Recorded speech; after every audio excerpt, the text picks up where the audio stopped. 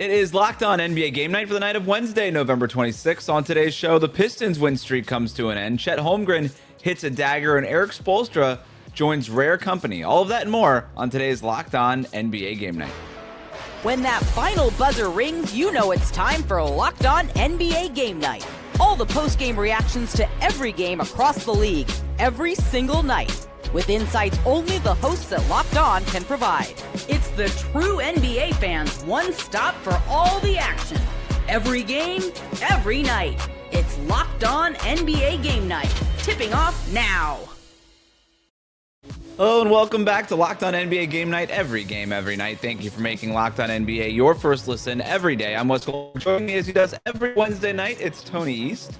Today's episode is brought to you by FanDuel. Right now, new customers can bet just $5, and if your bet wins, you'll get $300 in bonus bets to use across the app. Head to FanDuel.com to get started. We're going to talk about the two teams now in control of the longest win streaks in the East here in a second, but let's start with a close one in Boston where the Celtics knocked off the Pistons 117-114 to end the Pistons' 13-game win streak. Cade Cunningham missed a free throw that could have tied it late in his 42-point effort. Jalen Brown led the Celtics with 33 points. Here's John Corrales from Locked On Celtics with more. Tony, you know what that means? All right. Derrick White's coming up a lot. I can just see that from the stat sheet. Yep, in our Corrales bingo here. Well, I get Derrick White's the first player named, and shooting. How well did they shoot? Oh, that's for sure coming up, yes. Okay, I'm going to lock this one in. I'm going best win of the season.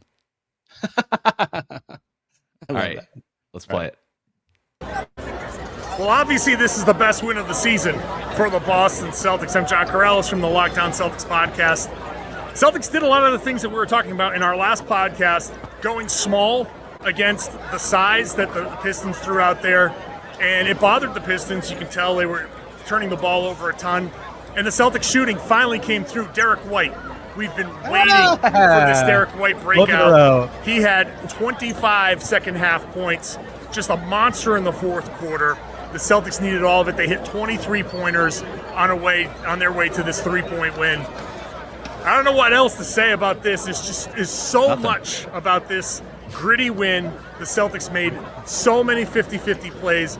The rebounding obviously was tough, but they got in there and made the plays when they had to, hit the free throws down the stretch, and they were rewarded. I know people are going to complain about some of the calls and some of the decisions, but the bottom line here is Derrick White comes alive.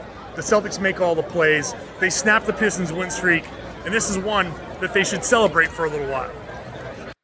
Tony, 3-0 in Corrales bingo. Something to be thankful for. Happy Thanksgiving. You know, it's funny that I was actually thinking about us playing bingo while he's talking. Like, on one hand, it's funny because it's funny. On the other hand, it says a lot about the Celtics and their identity, that they have a way they play, and we know exactly what he's going to say about the way the Celtics play, pretty much win or lose. And today was a win. They shot it very well. Derrick White was better, but also credit to him. He brought up the rebounding. Like you mentioned, Cade's missed free throw. That's obviously a big deal, which stinks that it happened in a game where he was so good. The guy who storms in to get that tipped around rebound after a bunch of box outs was the shortest guy on the court, Peyton Pritchard, flying in for it, right? Like you got to have those kind of plays to win a game like that. And credit to the Celtics. Like it's really hard, as everybody's figured out, to beat the Pistons at all.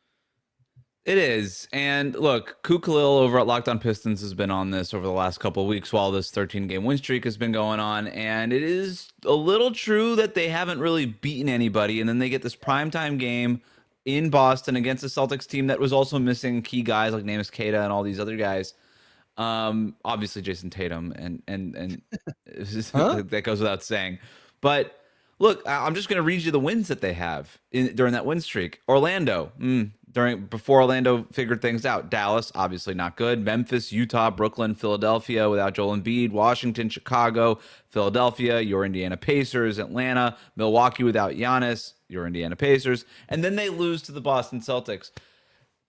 It's a fair criticism to say, hey, good job, 13 wins. That's hard. That's definitely hard in the NBA. It's hard to win 13 games against anybody. But they didn't really have that statement win during that win streak. So my question to you, Tony, how real was the win streak in terms of the Pistons' viability in the East? Yeah, it's good to bank it, right? I mean, when you're healthy, getting all the win. They haven't even been that healthy. I think that's what Koo would say is the pushback. is they have also had key players miss a lot of time. The first time they played the Pacers, I was up in Detroit. No Cade, no Asar, and they beat the Pacers, right? Like they've also dealt with their bad hand, but like the odds of winning 13 in a row, even against crappy opponents, is super low. The Thunder lost to the Blazers, right? Like it's hard. It's hard to do. And so it's huge for them to have that banked. Like they're going to have a top 3 record in the East for a long time, even when their schedule gets harder. And you can just really form your identity and like iron out your play style, even when you're playing bad opponents or worse, lesser, whatever you want to say. Some of those teams are decent early in the season, and like they learned how Duren is like amazing and Cade's balling out, and they figured out this 2 big thing works really well for them, and they could work in Jaden Ivey while they're still playing not as good teams. So it does work out for them in the end. I think they're going to be at least pretty good for much of the season, if not really good. Let's go to a fun one in San Francisco where the Rockets beat the Warriors 104-100. They do it without Kevin Durant or Steven Adams. Reed Sheppard, career high 30 points. He's been balling out for the Rockets 31. lately. 31 points. What does this leap of Reed Sheppard mean for the Rockets, Tony? I thought about this a lot during this game because no Adams, like everybody has written and talked about, and rightly to be clear, the think pieces of, wow, look how the Rockets are doing this. It's so different. Their per shot efficiency is like 14th or something, like a middling. They have the best offense in the NBA because they get a million chances. Don't get me wrong, they were good on the glass in this game. Their identity is still awesome. 25 offensive rebounds without Steven Adams. Clint Capella was really good, but it changes everything when, yes, you have this not goofy, but like unique style that leads you. But you can also just like turn up the traditional dial because you have a really good point guard like Reed Sheppard who can also score a bunch. That changes everything. Like you have so many looks you can throw out in a game like this.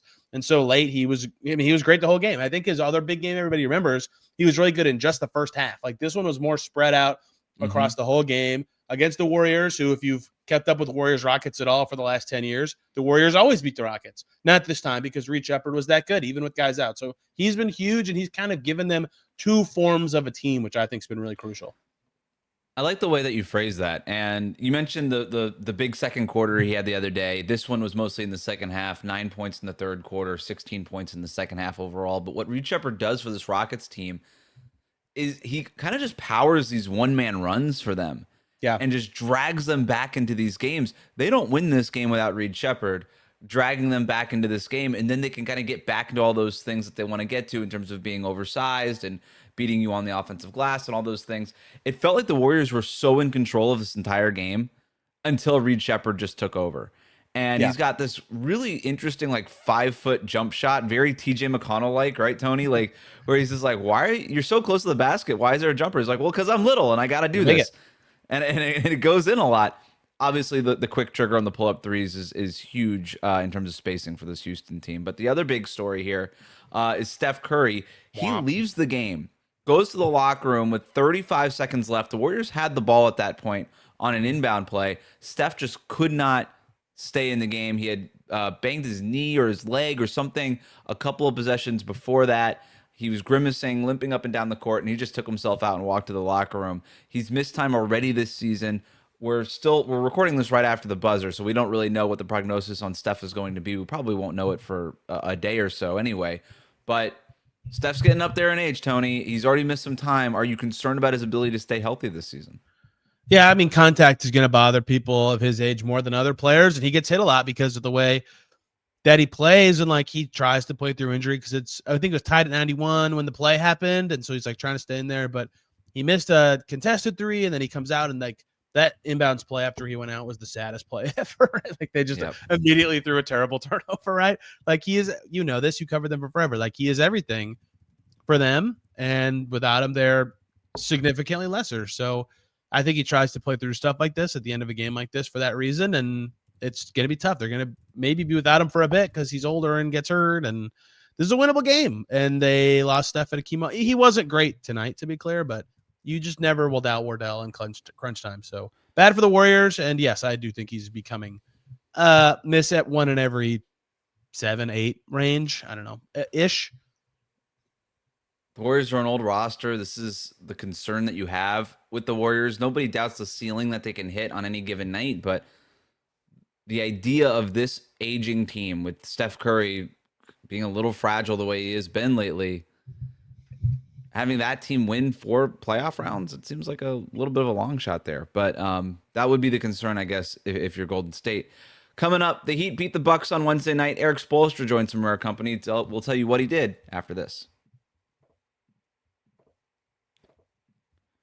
Today's episode of Locked On NBA Game Night is brought to you by FanDuel. The NBA is back, and there's no better place to get in on the action than on FanDuel, the official sports betting partner of the NBA. Even if you miss the start of the game or want to ride the hot hand, FanDuel has live bets on everything from who's going to score next to fourth quarter comebacks. Plus, you can even combine your live bets into a same-game parlay for a shot at a bigger payout. It keeps every game exciting, especially when your team's making that late push. It keeps Thanksgiving Day exciting. No NBA games, but plenty of NFL action on Thanksgiving.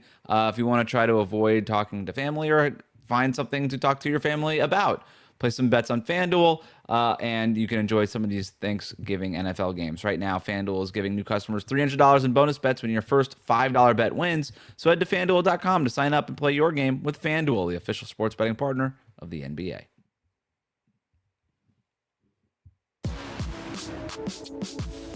Back here on Locked On NBA Game Night, every game, every night. Let's go to Miami, a tight finish, but the Heat eked out an ugly game in which they missed 26 three-pointers. They still got the win. Tyler Hero led the way with 29 points. On the Bucks side, Miles Turner and Ryan Rollins combined for 50 points with Giannis still sidelined. Sounds like he could be making his return on Friday. But that wasn't enough for Milwaukee. The Heat's bench outscores their reserves, which turned out to be the difference in this game. But the headline in this game here is Erik Spoelstra winning his 800th career game. He's not the first coach to do it. He joined 16 other coaches to win 800 games. But the rare company that he's in, he joins Greg Popovich and Jerry Sloan as the only coaches with 800-plus wins for a single franchise. Popovich doing it with the Spurs, Sloan obviously doing it with the Jazz. The one thing he doesn't have, though, Tony, the Coach of the Year award. And with how the Heat are playing and where they might end up playing, finishing in the East, could this be the year he finally gets one? It's going to be tough. Noah LaRoche is probably going to get it if the Heat do it like this, right? No, but for real, what was the topic all summer? Can the Heat redesign their offense? They have a certain collection of players. They're 20th or worse, even with really good hero. They take a lot of junky shots. All of a sudden, they're like, we're going to go completely the opposite direction of most teams. And it's going to work great for them. Like, I know Tyler Hero, as you heard, said, like, I'll probably have to run pick and roll at some point. Maybe they will. Maybe they won't. Maybe they'll just score a lot all the time and still find ways to win games like this where they aren't scoring all the time and can still win because random little chip-ins happen. And Hero was great in this game, by the way. But, you could just get random chip-ins from other guys, even on off nights from most dudes. So, yes, Erik Spoelstra certainly can win it if the Heat finish where they're third in the East right now and they're streaking. Like, if they finish third or better, oh yeah, he'll definitely be in the mix. And dude, it's coming. Like, the next time, if it's this year, that he's even in the mix or close, there's going to be a lot of like lifelong achievement. Erik Spoelstra it's going to be baked in. I think there's voters just waiting, just looking for a reason to give it to him. And now, as Coach of the Year is such a. I feel bad if there was another coach that he like barely beats when that happens, but like, dude, it's Erik freaking Spoelstra. Like, at some point, it's just got to happen. It's a narrative award more than any other award, right? Because the only stat for coaches is wins. There's no other stats. So it's mostly a narrative award. And for Spo to just go, hey, like, the whole new offense thing is the narrative hook for Erik Spoelstra to win this, plus post Jimmy Butler and having a new identity and reforming it on the fly with a kind of, built on the fly type of roster. My hot take about Erik Spoelstra is that if he were fired by the Heat a few years ago, for whatever reason, he would have won Coach of the Year by now. Because he would have just went to another team and turned that team into a really good team. And then he would have gotten the easiest way to get Coach of the Year, right, is replace a fired coach as a good coach. He's too good. He is. The coaches are good too. Like, I know you know this, but when teams go from era to era or like rebuild, and I know Pat Riley's been there forever, but they just like, yes, we're keeping the coach. Like, that's not common, and they were like, yeah, we want Spo the whole time. He's the only coach to survive LeBron James leaving. I never thought about that. He is. That's ever. Awesome. Wow. You mentioned Tyler Hero there. Big topic is his fit in this revamped offense, right? And there was a lot of doubters, a lot of questions about how he would fit in. Hero really thrived as a pick and roll guy last year, made his first All-Star game. What's he going to do this year? You mentioned the comments that he had the other night. I think so far he's been a great fit, especially in this game where he came out right away, had a really quick drive off a pass, which is exactly what you need to do. Swing, drive, make a decision. He did that. Had a pull-up three in transition. I thought it was a little clunky his first game a couple nights ago. I thought he looked a lot more comfortable in the offense tonight, Tony.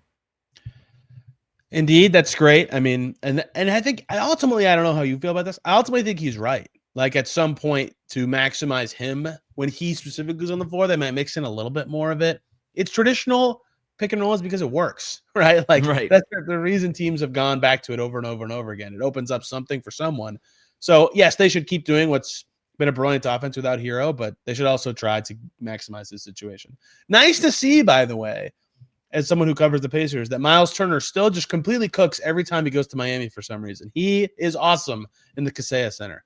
Miles Turner versus Bam Adebayo is the never talked about like quiet rivalry. People forget about going the up against each other. 2019 World Cup snub of Bam Adebayo. That's right. That's right. Let's go to Toronto. A wild ending to this one. Jakob Poeltl blocks his former teammate Pascal Siakam, which led to Brandon Ingram hitting the game winner on the other end. With the Pistons losing, the Raptors now have the longest win streak in the East at 9 straight. Tony, I want to get your take, but first we got to hear from the winning side. Sean Woodley from Locked On Raptors. 2 years ago, the Toronto Raptors traded Pascal Siakam to the Indiana Pacers for some stuff. In the intervening time, the Raptors turned that stuff essentially into Brandon Ingram and Jacoby Walter. And both of those dudes had their fingerprints all over tonight's game as the Raptors took down the Pacers 97-95 for their 9th straight win. They're 14-5, and they improved as well to 4-0 in NBA Cup group play, clinching a home quarterfinal date. And it was Brandon Ingram, of course, in the final possession of this game, sizing up who else but Pascal Siakam after Siakam was blocked by his old friend Jakob Poeltl at the other end. The Raptors don't call a timeout. They give it to Ingram, clear out, and he goes to work. And he said after the game, knowing that Siakam was on 5 fouls and not wanting to play too aggressive to pick up that 6th in a crucial spot, that he was, quote, at my mercy at that point. And very much that rang true. Ingram sizes up Siakam, comes in and scores from 18 feet, 0.6 seconds on the clock, 97-95, the Raptors win. But it wasn't just Ingram, who was, of course, crucial down the stretch. Jacoby Walter, fantastic in this game as well. Brought up without prompt by his head coach, Darko Rajakovic, after the game for his two-way contributions. 13 points, 3 of 5 from downtown, some big finishing at the rim, and some really great two-way play, great defensive work, as he's become known for in these parts. So, you have Pascal Siakam getting scored on by the guy the Raptors eventually kind of traded him for. Poetry. It's still real in sports, and the Toronto Raptors, they just keep on winning. Some turbulence on that train. Tony, you watched the game too. You covered it for Locked On Pacers. What did you think about this Raptors team? Yeah, he nailed a lot of that. Like, they were bad. Like, they won the game, so he doesn't have to say that, but that like this honestly, this is like proof of concept that the Raptors are going to be a good team. Like, they stunk and they won. And it's not that the Pacers are really good or anything, that they're awful. They have the worst record in the NBA, but really good teams win games when they stink. And the Raptors did. For 36 minutes of this game, the Pacers were like way better than the Raptors. But the Raptors won a 22-0 run across a 10-minute stretch late in the second quarter and early in the third. And that was huge. That was literally the difference in the game. Like, you can't have a run like that as the Pacers, obviously, but they have won every game because they stink. And the Raptors just ran away with it. And that stretch was guided by not the studs. Like, Scotty was pretty good. He got to the line a bunch, but Jacoby Walter was a defensive force. He hit the threes that really got the Raptors out of a funk. He had 3 of their 5 total made threes in this game. Mamukelashvili off the bench was doing that too. So once they got the game flipped in their favor, they obviously looked good. And Ingram late, look, don't get me wrong, nasty shot. He was really good. He had 26 points. Dude, he went at Siakam like 4 times in crunch time and missed the first 3. Like, yes, he hit the one that mattered the most, but don't tell me you were sizing him up because he had fouls. You miss 100 of the. You miss all the shots you don't take, right? That's what if you haven't seen it, listening to this, it is the calmest game winner I've ever seen. Like, yes. it was like the slowest it's so motion. Toronto Raptors. Yes, the slowest motion Brandon Ingram has shot. To his credit, he played a great game, but that description of his ending feels a little rich. But the defense celebrated with Glorilla was amazing, huh? He celebrated with Glorilla. Huh. So there's that. I wonder why she's at all of his games. Wait, well, she was at a lot of New Orleans games last year. That's got to be a coincidence, surely. I gotta get some. Good for the Raptors, though. I like the Pacers stink. They're not going to win very much if they only score 95 points. The Raptors might be like legit. Like, they stunk and they won. Like, they Brandon Ingram might be an all-star in the East. 22-6-4 this season on pretty good efficiency. The Raptors might have 2. They might have 2 all-stars. Who's the second one? Scotty and Brandon. Both. Scotty Barnes. Yeah. They're good. they've all been very good. The Knicks blew out the Hornets to stay alive in the NBA Cup. We'll talk about that and recap the rest of Wednesday night's slate of games after this. Slate of games is how you say that.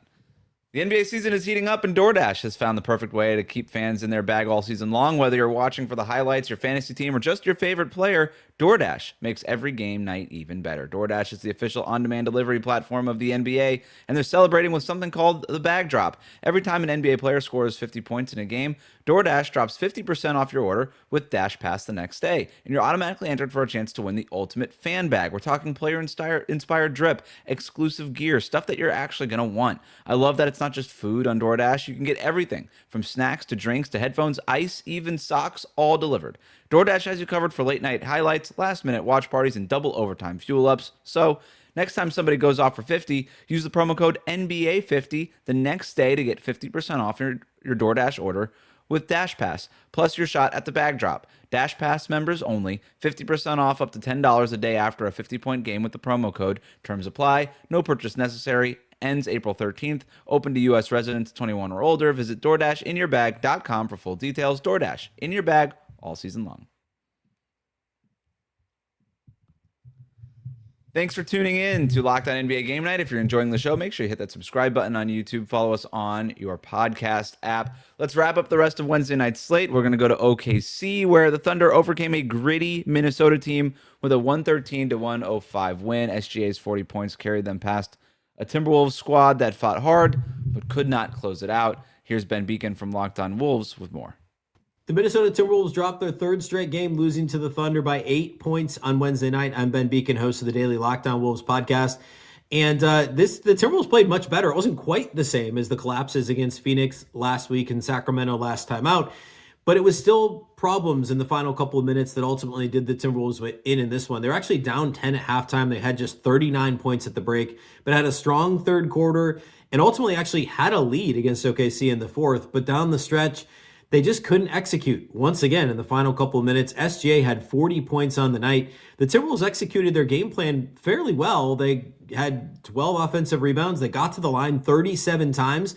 But the biggest issue was they missed 15 free throws. They shot just 59% from the free throw line in this game, in a game that they only lost by 8. Instead, OKC gets yet another win. And a little bit of progress for Minnesota against a strong opponent, but a disappointing clutch performance once again for the Wolves. Tony, the Thunder win. That's what they do. No surprises there. They find ways to win. They always win. They win. Chet. The Minnesota Timberwolves find ways to lose. I didn't let you finish. That was such a good point. That was so good. They do. This one is like defensible, losing a tight game to the Thunder, but right on the heels of collapse is not even a strong enough word. Collapse apocalypse. Yeah. Whatever happening, whatever you want to call it against the Suns, and then like a minor collapse, probably collapse against the Kings. Like, you got to show some stones in crunch time, and they kind of did. They got it to like 1 and hit some big threes. DiVincenzo hit a big one, but then some defensive lapses, and all of a sudden Chet Holmgren like fakes a cut, and Rudy Gobert just loses him, and he hits a dagger 3. Chet is amazing. He had a bad game, and he was still really good. That is, to me, the reason the Thunder are 18-1 is that Chet has taken a leap. He's amazing, and the Thunder are going to be very hard to beat. They are my favorites for the Cup, as they should be for everybody. I don't know what's going on with Minnesota, but it feels like they're missing that stabilizer. Totally agree. And there was a lot of talk about Anthony Edwards developing a post game, and I haven't really seen it. No. And I think that's that could be the stabilizing force. Look, your star player should be the stabilizing force. But Ant, we know what he was doing as a three-point shooter last year, but because of the three-point shooting thing and him maybe leaning too heavily in that, he took a ton of threes in this game. I forgot. I had the number in front of me. He took 10 threes. 10 of his 19 shots were from three-point range. Ant's an awesome three-point shooter. He made 5 of them, right? Like, it's hard to – he's a 50% three-point shooter in this game, but you still would like it to be a little bit more of this – to use his strength and his size and stuff like that, and especially in crunch time, you'd like to see him do more. Again, 12 free throws in this game. It's hard to nitpick Anthony Edwards, but it feels on a 31-point night, but it does feel like it should be him when you're zooming out on this thing. We talk about Ant every year, and I'm always like, man, he's just going to make the simple plays eventually, and they're going to be really good, and their offense will hum. And then he never does it, and then in the playoffs he does it, and they make the conference finals. So I have no fear of Ant, but I do agree with you that like Conley declining and Dillingham not being as good as they maybe hoped, and the loss of Alexander Walker all at the same time is just like a little bit disorganized too much. Like DiVincenzo's good, but he's not a point guard, so they'll figure it out. But it's kind of weird. The Knicks blew out the Hornets with a balanced, high-energy effort. Jalen Brunson torched Charlotte for 33 points. Josh Hart, a near triple-double, 22 points, 8 rebounds, 7 assists. Miles McBride, fire from three-point range. 5 of 5 from deep for 19 points. What'd you see in this one, Tony? Is Tibbs coaching this game? Why on earth is Deuce McBride playing 39 minutes in a blowout win over the Charlotte Hornets? Yeah, the Knicks are just way better than them. Is there a lot to say? Their starters are finally like coming together a little bit with not health because Mitchell Robinson's on the bench right now, but like they're looking good as a group now that Brunson's been back on the floor and recovered a little bit. So Nick, obviously no OG, but they're finding their rhythm without him and playing a little better. And I think that's a big thing for the Knicks who need to make they're not where they thought they'd be in the standings. Making up some ground with that kind of chemistry without OG would be a big thing for them. Interesting group stage thing brewing in East Group C. Miami finished their group play with a win against Milwaukee tonight. They have a plus 49 point differential. New York up their point differential with this win over Charlotte at plus 26. And then they play Milwaukee, who could potentially get Giannis back on Friday. So they not only have to beat the Bucks, but they have to kind of blow them out with maybe Giannis coming back. So some interesting stuff happening. But if Milwaukee wins, then they would be 3-1. And depending on that, then the differential can come into play. And the Heat would win because they beat the Bucks. I love the cup. I love the cup. Super simple, very straightforward. Let's go to Memphis versus New Orleans. The Grizzlies win this one, eliminating the Warriors and Rockets from advancing to the knockout stage right away before those teams even finished their game that we talked about earlier. Jaren Jackson Jr., 27 points for the Grizzlies. Jalen Wells had 25 points. Zach Edey, 21 points and 15 rebounds in a nice game as the Grizzlies outlast the Pelicans 133 to 128 in overtime. What'd you see in this one? You skipped the best stat of the game. So first of all, I was waiting. Bring it up. Clutch stat, Cedric out. You see it. It's staring right at you.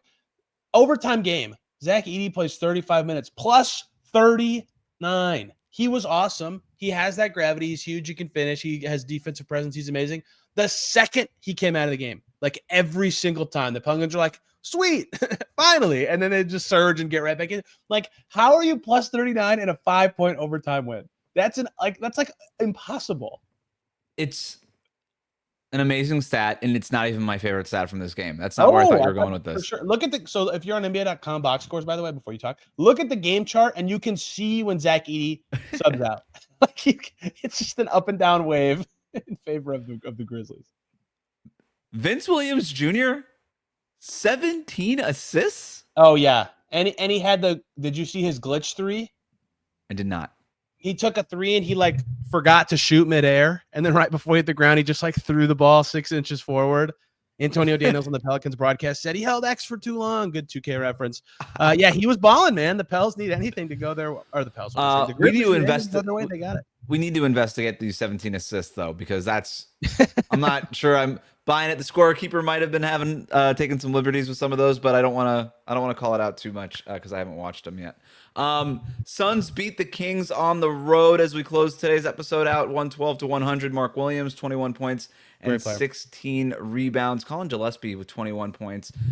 They both step up on a night when Devin Booker struggled. The Suns moved to 3-0 in the NBA Cup, Tony. Gillespie is the dominant guy in my notes. This was his first start for them, I think, ever. If definitely not this season. They were talking about that a lot on the broadcast of this game, and he was really good. Really, Booker was not very good in this game. He missed a lot of shots, and they're steadying force late because the Suns led the whole game, but it got rocky late. The Kings got it down to, I want to say, 7 or 6, and Colin Gillespie would get to the cup for a funky layup or set up his teammate for a three. He was good. This isn't just some two-way guy who's fitting in a system. This is a good player. And he's winning them games against, the Kings aren't good, but the Kings have been better of late. You could see why these last 2 games, and the reason they've been better of late just completely deteriorated this game. So I've been trying to figure them out. I've been watching a lot of the Kings recently, and they are just impossible to figure out. They make no sense to me. That's the hardest part about the Kings. They make a lot of sense to me. They're bad. But why, Wes? Why? Because they're not good. They don't have good players. And when they do have good players like Keon Ellis, they don't play them. They just leave them on the bench. Yeah, so Keegan Murray came back. I don't want to go too long on the Kings. And they win these 2 games, and like their spacing is good. And given them the talent they have, having more spacing means those good players got to the free throw line like a million times. And so it's like, great, they can get to the foul line. They're going to be their new recipe for making their offense better. And then today they took 10 free throws and just got steamrolled. I was like, I don't get it. Like, I don't get what is going on. My favorite Colin Gillespie stat so far is that with this game, he surpassed his total minutes played that he played last year. Wow. He's actually legitimately good. He's good. I like him. He's good. Yeah. And Suns fans knew he was good last year, and they're like, why don't they play him more? And they were right about that. Spurs go into Portland and beat the Blazers 115-102. They pull away late behind 37 points from De'Aaron Fox. The Spurs keep rolling without Victor Wembanyama, and we keep rolling into Thanksgiving. That wraps up Locked On NBA Game Night. Make sure you're subscribed on YouTube and wherever you get your podcast. For Tony East, I'm Wes Goldberg. This has been Game Night. Thanks for hanging out with us.